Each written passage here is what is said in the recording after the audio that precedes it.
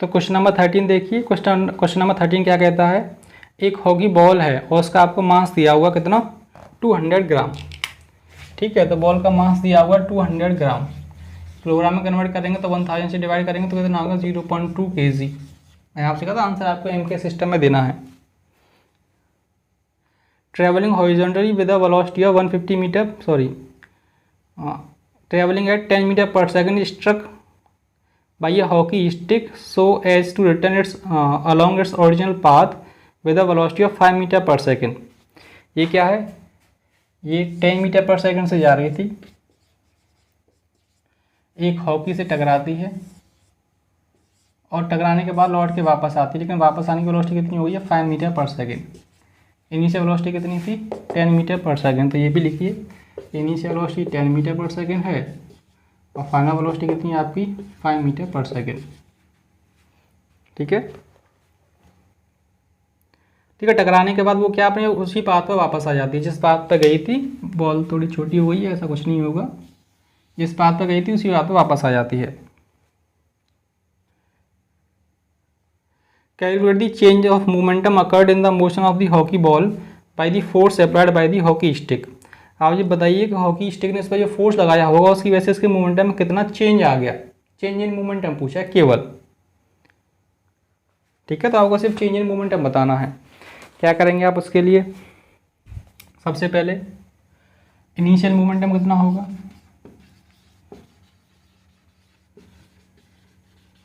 Initial momentum of the ball. तो momentum क्या होता है, मास इनटू वेलोसिटी। तो मास कितना है बॉल का, 0.2, वेलोसिटी कितनी है 5, तो कितना आ गया 1 kg मीटर पर सेकंड। पॉजिटिव में क्योंकि इधर जा रही है, लेकिन ये पॉजिटिव डायरेक्शन है। फाइनल मोमेंटम क्या होगा, इसे हम पी आई कह सकते हैं। पी मोमेंटम है, ई आपका, आई आपका इनिशियल है। फाइनल मोमेंटम क्या होगा, तो final momentum of the ball क्या, मास ऑफ फाइनल वेलोसिटी। मास कितना है 0.2 और वेलोसिटी कितनी है फाइनल आपकी, this is 5, sorry initial velocity 10 थी, सॉरी 10, तो कितना हो गया आपका, दिस इज 2। तो फाइनल वेलोसिटी 5 है तो कितना हो गया 1 kg मीटर पर सेकंड। लेकिन देखिए डायरेक्शन की तरफ नेगेटिव, तो फाइनल मोमेंटम कैसा होगा आपका, नेगेटिव होगा। तो इसे आप पी फाइनल कह सकते हैं। तो चेंज इन मोमेंटम कितना होगा,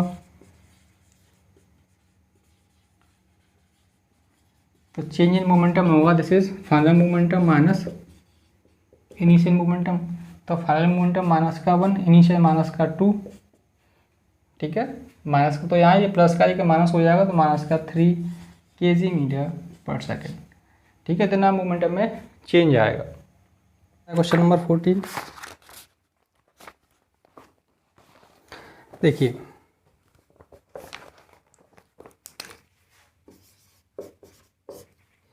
क्वेश्चन 14 ये है, a bullet of mass 10 gram travelling horizontal with a velocity of 150 metre per second. एक बुलेट है, उसका मास दिया हुआ आपको 100 ग्राम, सॉरी 10 ग्राम।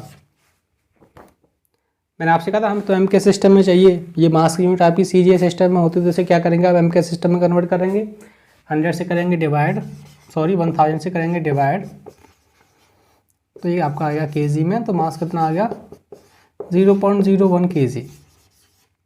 ठीक है, travelling horizontal with a velocity of 150 metre per second. तो कितनी वेलोसिटी से मूव कर रही है, तो इसकी जो इनिशियल वेलोसिटी कितनी है 150 metre per second. Okay, strike a stationary wooden block and come to rest in 0.03 second. एक स्टेशनरी ब्लॉक है, सपोज करिए इस तरह से, ये मूव करके आ रही है, ठीक है, और यहाँ जाके ये क्या गई आपकी, यहाँ जाकर रुक गई। तो आप ये मानेंगे यहाँ से यहाँ तक गई होगी, तब तक इसकी वेलोसिटी कितनी होगी 150 मीटर पर सेकेंड। इसके बाद ये एंटर करेगी। अब आपको पता है कि ये वुडन का ब्लॉक है, जब उसमें एंटर कर रही होगी तो फोर्स कितना लगेगा पीछे की तरफ, तो उसमें रिटार्डेशन होगा और धीरे धीरे लास्ट में जाके क्या होगी, वो आपकी रुक जाएगी। तो फाइनल वेलोसिटी कितनी होगी कंफर्म, हमें ये पता है कि इसकी जो फाइनल वेलोसिटी होगी दिस इज 0। ठीक है, और टाइम कितना दिया हुआ है कि रेस्ट में आने में कितना टाइम लगता है ऐसे, तो रेस्ट में आने में से टाइम लगता है आपका 0.03 सेकेंड का।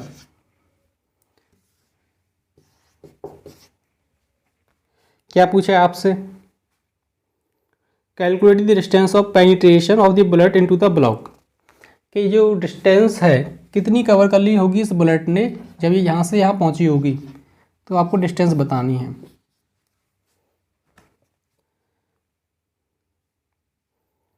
ठीक है,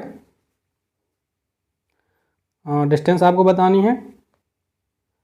also calculate the magnitude of the force exerted by the wooden block on the bullet, और ये भी बताना है कि इसने जो वुडन का ब्लॉक है इसने इस बुलेट पर कितना फोर्स लगाया होगा, आपको उस फोर्स की वैल्यू बतानी है।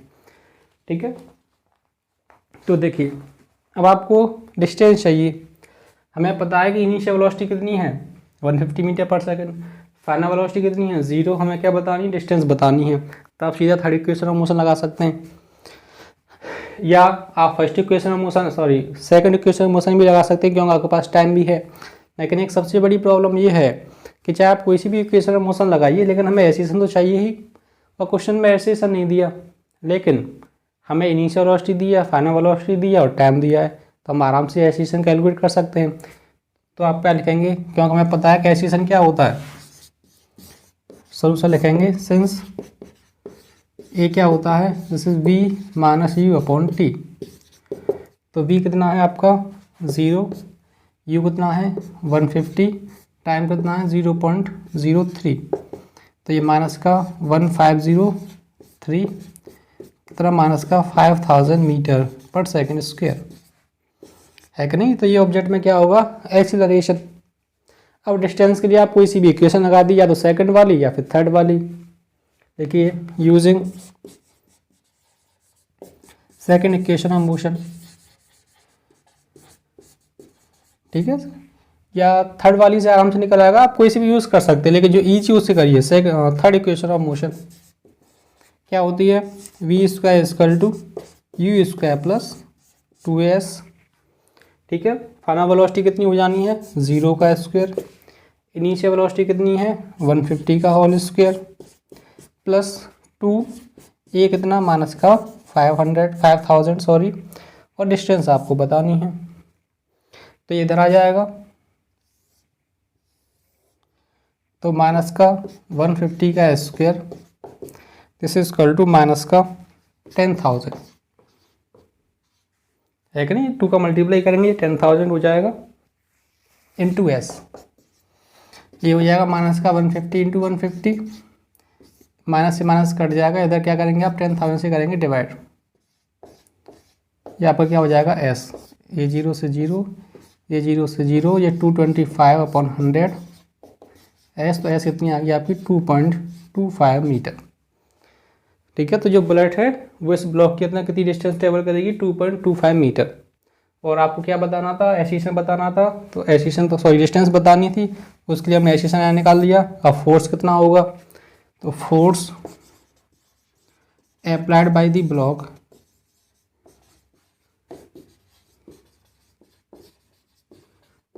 ऑन द बुलेट, तो मैंने आपसे कहा था ये तो न्यूटन का सेकंड लॉ बताएगा। तो एफ इज क्या होता है m a, so f is mass कितना है बुलेट का 0.01 और एक्सेलेरेशन कितना है माइनस का 5000। ठीक है, 2 जीरो कट जाएंगी डेसिमल से, कितना आ जाएगा माइनस का 15 न्यूटन। मैंने आपसे कहा था माइनस क्या बता रहा है, ऐसे ऐसे माइनस आया, फोर्स में माइनस आया, ये बता रहा है कि ऑब्जेक्ट तो सामने की तरफ चल रहा है लेकिन फोर्स कितना लग रहा है पीछे। तो जब ऑब्जेक्ट की मोशन, डायरेक्शन ऑफ मोशन या उसका जो डिस्प्लेसमेंट है और फोर्स के बीच में 180 डिग्री का एंगल बनता है, इसलिए क्या आ जाता है आपको माइनस आ जाता है। ठीक है, तो आप इसका स्क्रीनशॉट ले लीजिए। ओके,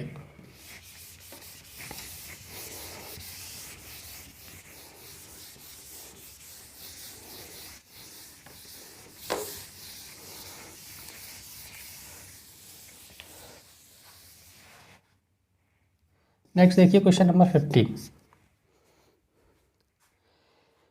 क्या कहता है। क्वेश्चन नंबर 15 वो कह रहा है an object of mass 1 kg travelling in straight line with a velocity of 10 metre per second. एक ऑब्जेक्ट का मास आपको दिया हुआ है एम कितना 1 kg, ठीक है। Travelling in a straight line with a velocity of 10 metre per second, उसकी इनिशियल वेलोसिटी दी है 10 मीटर पर सेकेंड और वो एक स्ट्रेट लाइन पाथ में मूव कर रहा है। And stick to a stationary wooden block of mass 5 kg, ये एक ब्लॉक है, इसका आपको मास दिया हुआ 1 kg, कितनी वेलोसिटी से चल रहा है 10 मीटर पर सेकेंड से। यहाँ एक लकड़ी का ब्लॉक रखा हुआ है, ठीक है, और ये स्टेशनरी है तो इसकी वेलोसिटी कितनी होगी 0 और u1 कितना आपका कुछ है, और इसका मास कितना है वुडन ब्लॉक का m2, तो u2 आप लिखेंगे m2 आप लिखेंगे कितना है 5 kg और u2 कितना होगा 0, आप समझ सकते हैं क्योंकि वो स्टेशनरी है तो 0 होगा। Then both move off together in the same straight line, जब ये इससे आगे टक्कर आता है तो क्या होगा, ये चिपक जाते हैं और चिपक जाएंगे तो क्या होगा, ऐसे मान लीजिए ये इसके अंदर चला गया, ठीक है। तो अब ये 5 kg का है, ये 1 kg है, तो दोनों के दोनों कैसे चलेंगे, अब सेम वेलोसिटी से चलेंगे क्योंकि ये क्या हो गए स्टिक कर चिपक गए हैं। वो कह रहा है calculate the total momentum just before the impact, impact का मतलब कोलिजन, कोलिजन के जस्ट पहले का मोमेंटम बताइए,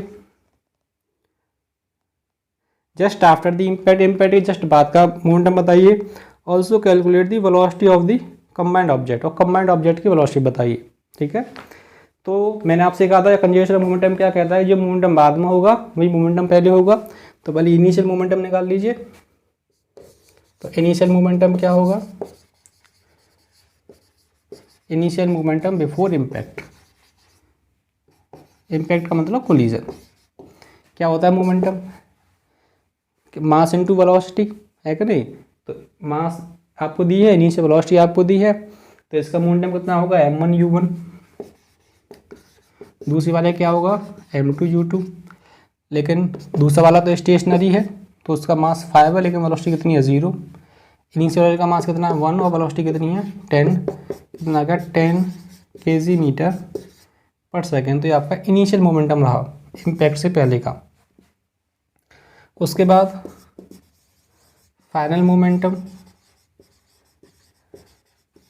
आफ्टर इम्पैक्ट, देखिए इसे बिल्कुल कैलकुलेट करने की जरूरत नहीं है, मैंने आपसे कहा था कंजर्वेशन मोमेंटम ये कहता है कि जो मोमेंटम पहले होगा ये मोमेंटम बाद में होगा, तो सीधा सा हम क्या लिख सकते हैं, तो ये फाइनल मोमेंटम होगा कितना, जैसे 10 kg मीटर पर सेकेंड, लेकिन यहाँ क्या होगा वो, तो this is m1 v1 plus m2 v2 होता है कि नहीं होता, लेकिन आप देखिए ये तो चिपक गए हैं, अगर एक दूसरे से कंबाइंड हो गए तो इनकी वेलोसिटी दोनों की कैसी होगी, सेम होगी, तो v1 की जगह हम क्या लिख सकते हैं v2, मतलब कुछ भी मान सकते हैं, कोई ये कॉमन चीज़, तो इसे v मान लिया हमने, ठीक है। तो ये ऐड हो गए m1 plus m2 into we, और m1 प्लस m2 करेंगे तो कितना आ गया 5 kg, ये 1 kg है तो 6v। लेकिन कंजर्वेशन ऑफ मोमेंटम क्या कहता है, कंजर्वेशन ऑफ मोमेंटम ये कहता है जो मोमेंटम बाद में होगा वही पहले होगा, तो जो फाइनल मोमेंटम होगा वो भी कितना होगा 10 kg मीटर पर सेकेंड, तो फाइनल मोमेंटम में कितना होगा 10 kg मीटर पर सेकेंड, तो ये जो 6v है ये भी कितना होना चाहिए 10 kg मीटर पर सेकेंड, ठीक है। तो हमने इनिशियल मोमेंटम को क्या किया, फाइनल मोमेंटम के बराबर रख दिया, क्यों दोनों इक्वल होने चाहिए, तो यहाँ से वेलोसिटी कितनी आ गई, वेलोसिटी आ गई 10/6 5/3 1 पॉइंट, ठीक है, ये आपका हो गया 66 metre per second. Okay guys, आप इसका स्क्रीनशॉट ले लीजिए, इसके बाद अब हम नेक्स्ट वीडियो में कंटिन्यू करते हैं।